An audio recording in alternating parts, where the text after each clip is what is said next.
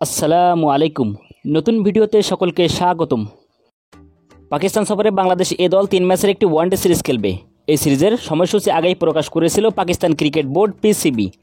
তবে পূর্ব নির্ধারিত সময়সূচি পরিবর্তন করে নতুন সময়সূচি প্রকাশ করেছে তারা। যে সময়সূচি অনুযায়ী আগামী 26 আগস্ট থেকে শুরু হবে এ দলের ওয়ানডে সিরিজটি এবং এই সিরিজের সবগুলি ম্যাচ অনুষ্ঠিত হবে একই ভেন্যুতে। তো বন্ধুরা, আজকের ভিডিওতে আমরা দেখে নেব পাকিস্তান এ দলের বিপক্ষে বাংলাদেশ এ দলের ওয়ানডে সিরিজের নতুন সময়সূচি। বাংলাদেশ এ দল বনাম পাকিস্তান এ দল ওয়ানডে সিরিজ 2024।